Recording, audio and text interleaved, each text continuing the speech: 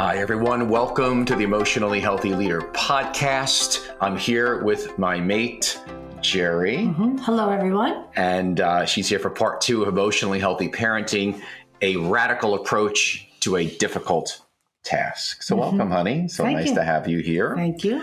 So we're not parenting experts, as I said in part 1, but we have raised 4 daughters into adulthood. Their ages now are from 29 to 39.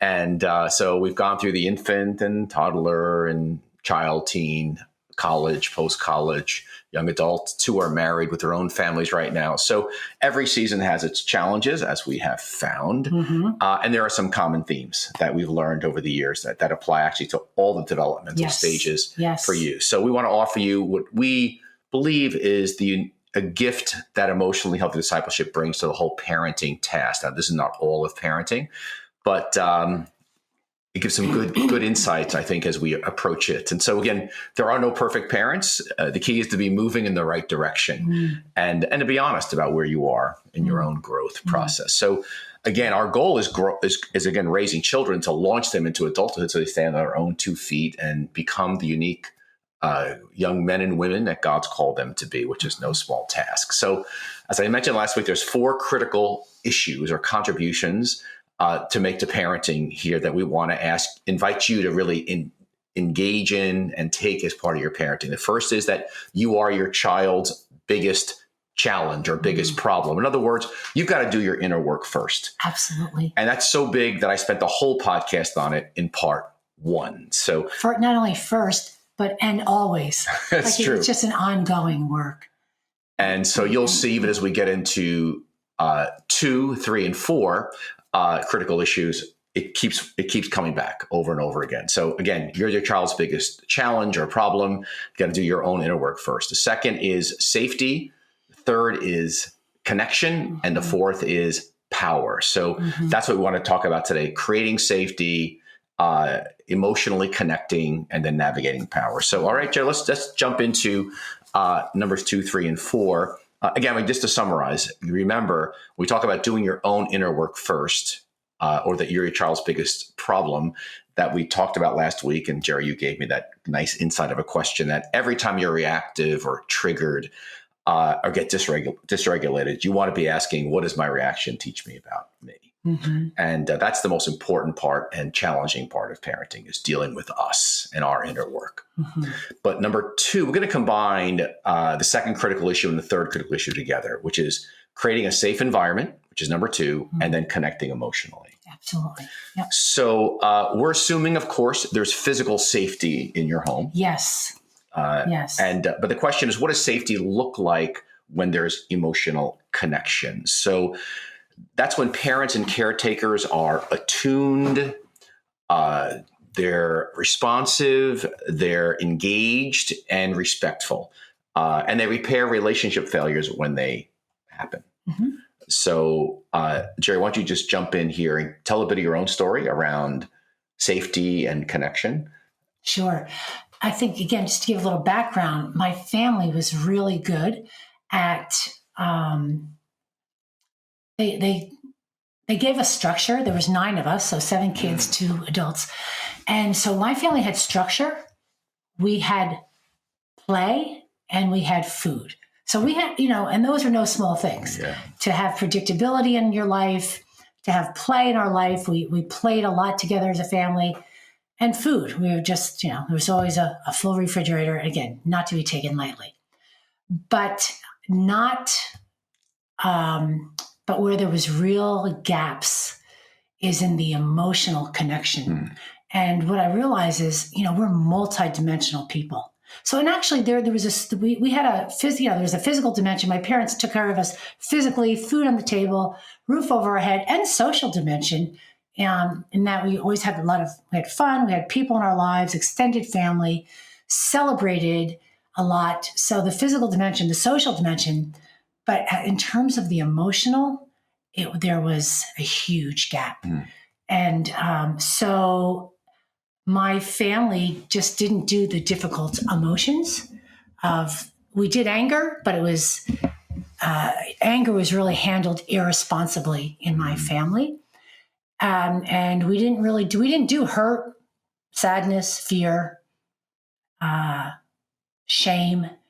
And so as a result, I came into adulthood not knowing how to even first not how to acknowledge those emotions, never mind process them and find out what they were trying to say to me as a result. So, but how that connects to parenting is really the short story of all this is because I didn't know how to do healthy anger. I didn't know how to do hurt, sadness, shame, etc. I did not know how to relate to my children in those areas. As a matter of fact, I almost didn't allow them to have those feelings because those feelings were always off or out of bounds for me kind of growing up. And so if you can't enter your own feelings, then you cannot enter the feelings of your children. And it's critical. So yes, I had a roof over my head. And yes, my family did play, but critical to not just survival, but thriving in life, becoming a whole, healthy, loving human being is being able to engage your emotions. And so if that was missing from your family, it's a huge human developmental task that you need to learn, and especially not just for yourself, but for parenting, because we can't create a safe environment in our home. I cannot comfort those in distress, my children at any age, whether they're baby, toddlers, middle schoolers, or young adults. I can't comfort them in distress if I was never comforted myself. So just again, I want to say it's critical. It's critical to human development and human loving. So let's talk about safety and emotional connection for how that impacted you. I'm thinking of myself. We did not create safety for our kids in the beginning. Right. We didn't know how to do it with each other. Right. We didn't know how to do an emotional connection with our kids. We didn't know how to do that with each other either, because that's the homes we grew up in. So and what that looked like is, we didn't create safety in the sense that I would suppress their emotions in a sense with my behaviors or my words around their anger or their jealousy or their sadness or their hurt. I actually prevented them from having those emotions, or not having them, but acknowledging them. And so it's not a safe environment. Yeah. You have to be able to experience the whole range of emotions and process them in order for it to be a safe environment. Yes. So again, in my family, as I shared last week, my family was not emotionally safe. We weren't emotionally connected.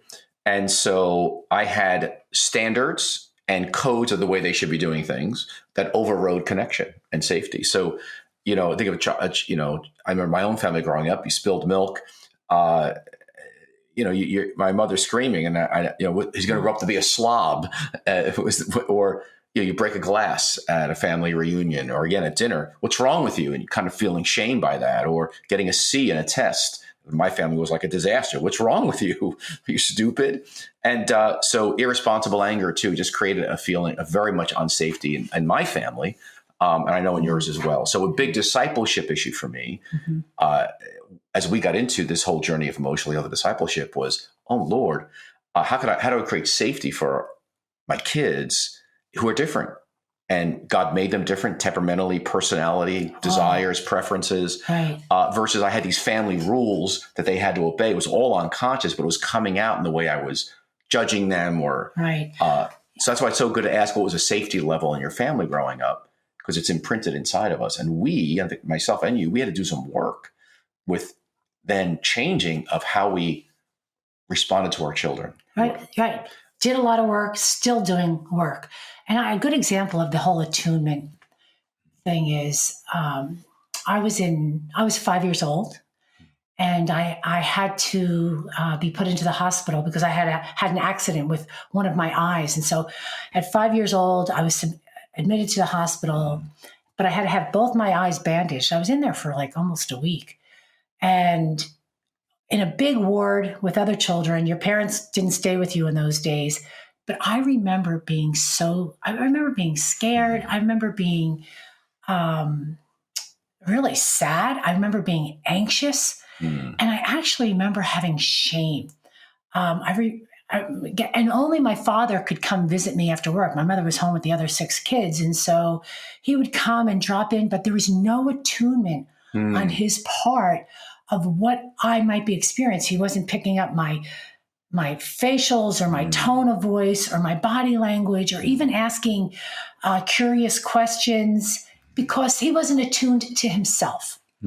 And so I remember they had to help me to the bathroom. I couldn't do anything for myself. They had to help me to the bathroom. They had to bathe me. And even at 5, I felt shame that someone else was like bathing me, so to speak. And I had nowhere to go with those feelings. But that was kind of a pattern, right? That kind of went on. I needed comfort. But I didn't get it.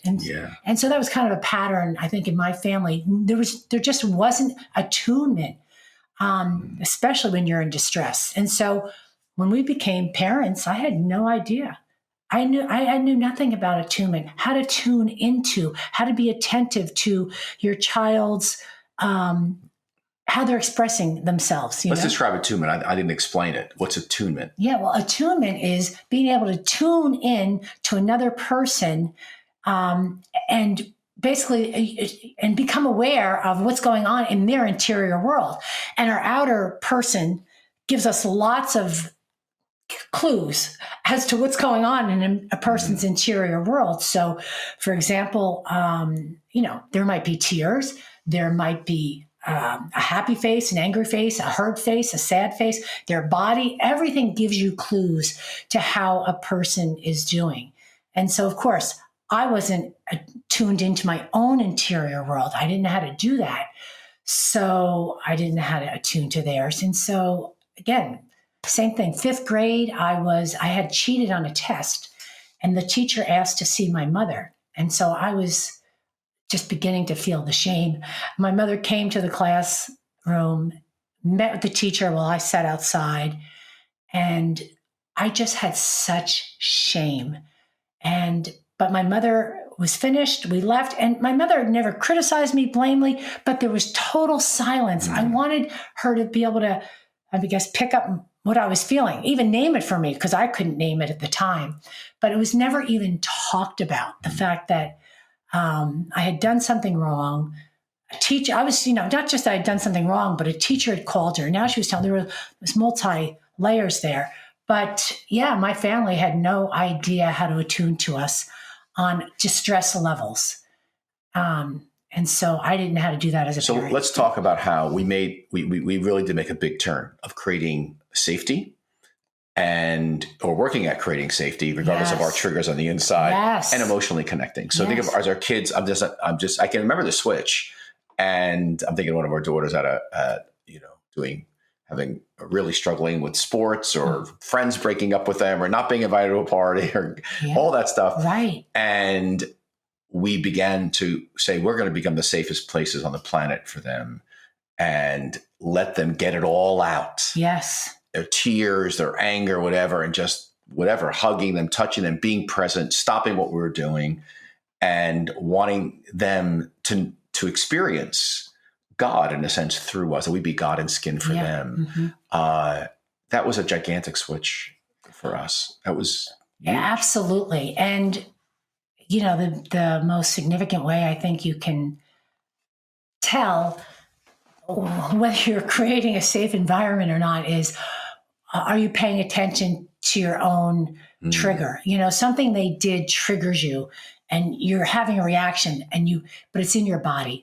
That's where the memory is. The neural muscular circuitry memory is in your body. That's why you're having like a kind of thing. And so, so I'd have a reaction when, whether they were babies having tantrums or even a grandchild today, when they were having a tantrum, I could feel my body beginning to want to move away from it or freeze or flee. And I will say, okay, wait a minute. No. That's, I know how this, I'm safe and I can actually, they're not being bad. Yeah. They're not strong-willed children. They're actually This is their way of coping with something distressful on the inside. And so I can comfort them, but as our kids were growing up, whether it was an outburst on the soccer field or somebody was having a meltdown because their team lost, or someone was overly anxious about something, I would begin to feel something in my body. And that's because that's an old response of how I had to respond and deal with it growing up. Basically, suppress it and move on and comfort yourself. Never knowing that, oh, wait a minute, this person's having a reaction because they're in distress. And so rather than me react to their reaction, I know how to regulate myself. And that's the beginning of helping them regulate. And then I can say, hey, you seem really upset right now. And it's really disappointing, isn't it? Losing, or, hey, it's really scary when such and such happens. So, and then you allow them to have their feelings.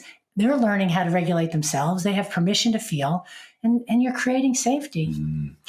I was preparing for this, thinking about it. I realized, I really had our kids in a straitjacket. I mean, I was lead pastor of the church. We become Christians. I had this vision for their life of how they were going to unfold.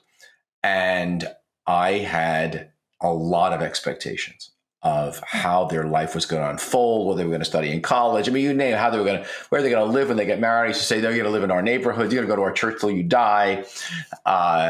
And it wasn't until I understood, my inner world's really a problem here, because I'm loving them to be the persons I want them to be, not who God wants them to be. And they get to have their own journey. And part of life is they're differentiating from me and you and becoming their own person. And if they're going to do everything I want, they are in a total straitjacket. And that straitjacket came from your family. Yes. Right? That you were like, I'm just carrying a script into my parenting, that because otherwise, how else do we know how to parent? We parent the way we were parented.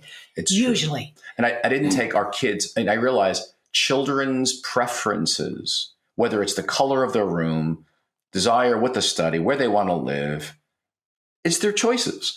And to create a sense of they're unique and they're not me, they're not an extension of me, was gigantic. So, Geri, let's talk about why connection's more important than rules. Let me give a little introduction to it. Okay. And then you can bring yourself into it. So, for example, the rule, when they leave the kitchen a mess, or when they don't clean their rooms the way we like, or they miss the bus, or they don't wear the clothes that we think they should be wearing, that's less than desirable, or, they're sulky, or they want to have the last word, or they're moody or non-talkative, or they don't do a chore the way we would have liked. And I know that it may not feel like small stuff to you in the moment is happening, but in the realm of what's most important in life, which is safety and emotional connection, it is small potatoes. So in the bigger picture, it's more important to stay emotionally connected than for you to get your way and for your rule to be followed. It's not rules. It's not that rules are unimportant, because they are. You need, for example, rules around boundaries, like where you can be angry with your sibling, but there's no verbal attacks, or maybe a boundary around, we're not going to have cell phones at the dinner table so we can engage. We can be present with each other, but we don't make a rule an end in and of itself. It's not, the rule is not the end. The end is safety and emotional connection. The end is I want to stay connected to my kids, and I want them to feel that I love them. I want them to feel felt, that in the inside they know it. So when I see the dishes in the sink, they're still there, or they're not in the spot where they should be, and I feel this anger rising up in me, I have to pause. And even now, our children are adults, and maybe they're doing something that's like upsetting to me. I got to, okay, Pete, remember, the most important thing is not for you to be right. It's to stay connected to them. And so that catching myself, talking to myself beforehand has so often kept me from doing something really unhelpful. Yeah. And then when I mess up, in fact, I messed up, I didn't tell you this, with one of our daughters this past week. And I made a sarcastic remark, which, as you know, I can sometimes do. We were having a really jovial conversation and funny. And I just made a jab with a sarcastic remark. She called me back about an hour later and said, "Hey, Dad, you made a sarcastic remark. And I want to know what you meant by that, because it was really bothering me." Good for her. I know it was really bothering me. And I like what, one of our daughters said to me, and I wrote it. It was so important because I made a note of it in my journal at the time. She was talking about how not only does she want a relationship with us for the rest of her lives, it's close. She goes, every kid wants a relationship with their parents. Oh, and it was, and we have the power to that. actually make that happen. Yes. So why don't you talk about, Geri, why connection, how this worked out for you as these folks are listening to this podcast, and is more important than rules? Well, let me tell you, rules are easier in the short term, right? Rules are easier. Just do as I say. It's such hard work to parse apart. I've been parsing apart ever since we got on our journey of emotionally healthy discipleship of what's my part in this? Because a decision, and it's at every stage, but the teenage years, when they're got one foot in the kid world and sort of one foot in the young adult world, there's just so many things that you have to reflect on before and not have knee-jerk reactions to, especially decisions. One is just coming to my mind. Again, 4 daughters in New York. I always said going to prom should be a whole course because it was so complex and complicated, but should be a whole semester in high school, how to do prom. But anyway, one of the things in New York that's really popular in New York City was they would go away as teenagers for the weekend. After the prom, they'd rent the house or something. And that just didn't sit well with us. And yet, but do we just say no, a hard no, or whatever? Because all my friends are going. So it was like, we had to give it such thought, because how do we stay connected to our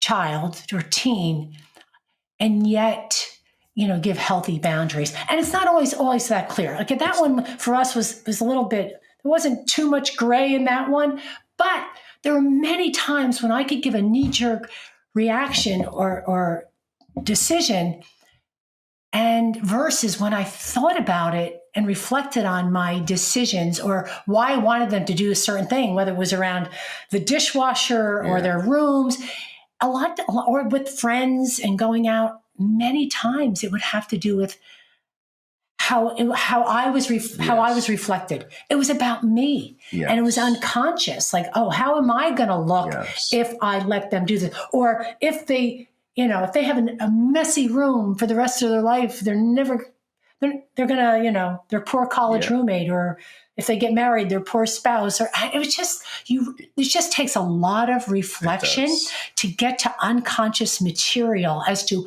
why am I saying this? Why am I doing this? Because we don't want to be reacting. We want to know why we're saying what we're saying, why we're doing what we're doing, because we want to stay connected to them. It's funny you're talking about teenagers. We have young adults, 2 single young adults in their 20s, one in their 30s, and we have 2 married daughters with their own families. We have to work all the time that even now we have opinions about everything. That's how we've chosen to live our lives a certain way. And to be able to keep our mouths shut, that's not appropriate. How they do their kitchens, how they set up meals, what they're eating. I mean, how they're doing vacations, how they're spending their money. I mean, we've got opinions about everything. So why don't you tell a story about Ovi and how you stayed connected to him, how your father would have done that with you, but then how you stayed connected with him when he was really upset. Oh, yeah. So he's 5. He's 5, and he was dysregulated. He came over our house, and he was very dysregulated. Yeah, he was apparently, we didn't see it really, because we said hello. He came in with his other siblings, said hello, quick kiss, went inside, and he was actually, I didn't know at the time, but he was actually, drawing us a picture. But something happened, the picture didn't go well, screaming and yelling. Father, he went in the bathroom and hid. And he had gotten up really early, and his dad had said he got up really early. He's just not in a great place. And so at one point he came out and jumped on the couch and put his head in the pillow. And I just went over to him. Now, what response could you have had at that moment? It would have been just, hey, you came over our house. You're here to visit. Straighten up. Okay, we're here to have a good time and just cut it out. Or I'll smack you if you don't cut it out. Oh. Basically, you're rude the whole day. So anyway, I went over to him and I said, hey, Ovi, I just so glad you're here. And I just gave him a big hug. And he just put his head into my shoulder. And I just hugged him really tight. And he was crying and he goes, oh, Pop, you know what I really wanted? I really wanted this when I came in the door and not a quick kiss, And I was just trying to draw you a picture. That's how much I love you. And it didn't come out right. And this is what I needed when I came to visit today. And it was just a great moment. We had a great bonding. It was a great moment. Yeah. So, and we also, we have a child with special needs that we raised. And again, we talked about how kids have different personalities and temperaments and desires and preferences. But, and some can get dysregulated so easily, especially those with special needs. Yeah. And so we had to grow and learn about, they're not a pain in the neck, that this their way of coping. And then again, we were the problem. We just didn't see it. We thought they were the problem. Right. But we were the problem trying to put them into, they had to be like the other three children versus, no, they've got some special needs here and they see and operate in the world differently than us. Yeah. And, even as I was growing in my own understanding and expression of my own emotions, I was like, wow, because I'd, grown up constricted. In my family, we were very constricted in emotions, the difficult emotions. Yeah. And so I come into adulthood, I come into parenting constricted, and I've got a special needs child who's, brain's wired a little differently and just gets dysregulated more easily. But it used to scare me. But she wasn't the issue. It was that I had a 3-inch wide room for emotions, and she needed 6 feet wide. Yeah. And so she's been a blessing to me. And me. It'd be painful, although helped me really grow my own expansion and openness to all the emotions and not to be afraid of them. Wow. And just let's make a comment about play. Geri, why don't you share, why is play so important? I'm talking about do your inner work is the first critical issue. Second is safety. And third is emotional connection. But why playing with our children, and even now playing with our children as adults and our grandchildren, is so important.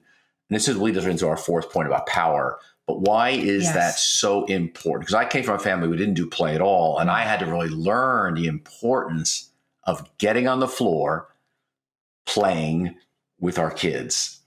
Right. Play is so important because it is a place where there can be no power struggles. Like you can be the same, right? You're equal. Because otherwise parents have all the power in a sense over a child. And you're going to talk about that in a few moments. But play creates a level playing ground. So it also creates safety and a place to connect where it is a level playing ground. And so unless the parent turns it into a lesson or competitiveness, you can be building Legos and all of a sudden criticizing them because, that's not quite the house I had in mind or whatever, you know, or you could be playing tennis with your teenager and all of a sudden, you're becoming very competitive or criticizing their game. So that's not the kind we're talking about play where you're not criticizing, you're not trying to make them better in it. But the point is that it's a powerful place because it's a level playing ground and hopefully creates safety. It's great. And so I want to, before I go to our last point here, so I want to invite you again, as I did last week, to check out a tool that we use with our family to create safety and connection, which was the community temperature reading. And it's part of the Emotionally Healthy Relationships course. And if you go to emotionallyhealthy.org/community community. We've actually taken that skill. We've made it available. It's part of a course to help build healthy community in churches, but it's used by families all over the world to help create connection. It's a great way to help them discover their God-given voice and to build relationships. It has 5 sentence stems. It's simple. And we model for you how you actually do it. Then there's a handout you can get as well. It's all free, a little video as we model it. And so let me encourage you, go check that out at emotionallyhealthy.org/community. It's one great way to apply what we're talking about here in parenting with your kids. But let's go now to our last big topic. So again, 4 critical issues. First is you're your child's biggest problem. So you want to work on your interior life. The second is to create safety. Third is connect emotionally. And the fourth is you've got to learn to navigate power well. Now, this is worth a whole 2-part podcast, just power. And it goes like this. First, there's really 3 phases. First, you have all the power as a parent. They're babies. They're completely dependent on you. They have very little power. My PhD therapist friend likes to call it is a baby, a small child is hanging over a cliff. You've got them by your hand and they're just hanging there. You want to move to a different country, a different part of the world. They're going with you. Yeah. Matter of fact, it's been said that a parent has more power over a child than a dictator has over a whole country. That just needs to be sat in and reflected on, because we don't sometimes, or we're not aware of or own the impact of our power in our kids' lives. That's back to point 1. That's why it's so important you do your inner work. So that's the first, power. Secondly, at some point your power diminishes as a child grows older. The older they get, the less power you have.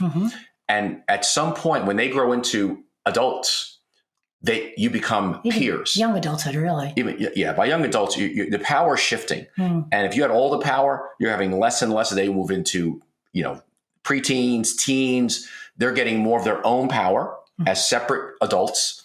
And at some point, you become peers as they become adults. And you're no longer telling them what to do, how to live their life.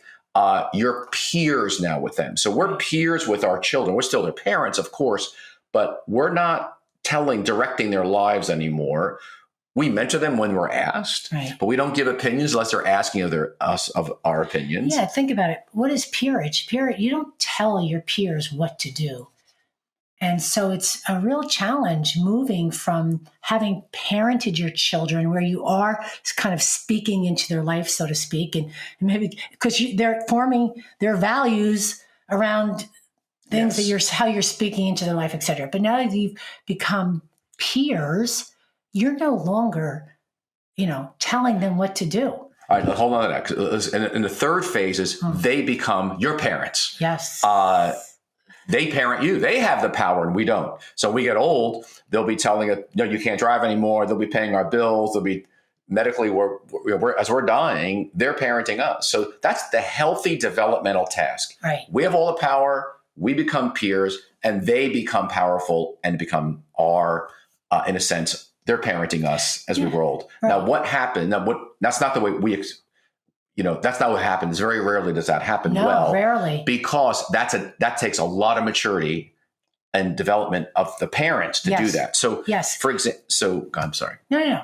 Yeah. So it was a big developmental task for us to mindfully, consciously move into knowing that we're moving into peerage with them now. So my mom never did. My mom, before is in her 80s, she was telling me what to do, where to go, what I should be thinking. I remember her buying as I was starting to go gray. It was just so funny. It was a classic. She would go to the drugstore and she would buy stuff to get rid of my gray hair. She did not want me to go gray in my late 40s because I was in public. And she goes, no. And she just would roam around the house and she would be hitting my head. But she just couldn't. And into her 80s, she was telling me what to do. And it was almost comical, but my parents never made that shift. And it was always, they were the parents and I was the child. I was still 10 or 12 for them. It's interesting because I think my mother, who lived to 96, she did a little bit better with telling us less how to live, so to speak. But that's probably because I was number 6, and she'd probably gotten a lot of pushback from the other ones who had started families before me. So I had it a little easier. But what my mother wasn't good at was getting to that last stage where we are parenting her, where she allows us. She couldn't let go. My mother did not embrace her limits. I think that was one of her greatest challenges, shadows. And so it was so hard to take care of her.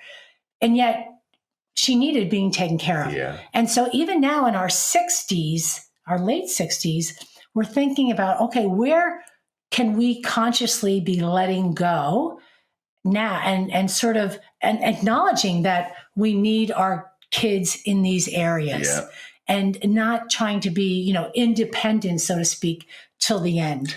And so for me, part of my work has been not to be like, one of my daughters got married. I'll never forget it. She got money for her wedding. I immediately started telling her, this is what you should do with that money. Invest it in this. And I said, oh, I'm so sorry. She was married like less than a day. And I said, please forgive me. That was inappropriate of me. But again, we've got to let them make mistakes. Here's the challenge. If you don't do your inner work to navigate this power thing well and letting go with your kids and becoming peers, what happens is they will not delight in being with you when you're older. They'll come and visit you because they're loyal.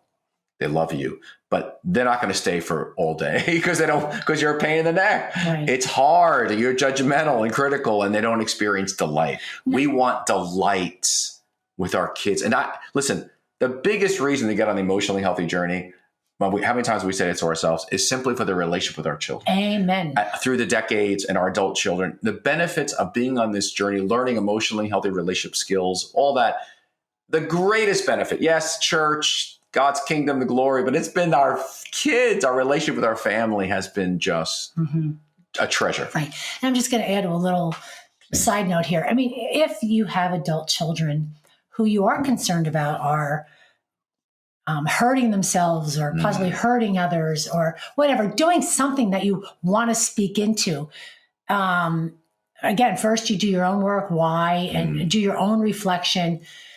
And then but when you approach them in the I. Like, we're not approaching them with, you should do this. It's, I have a concern.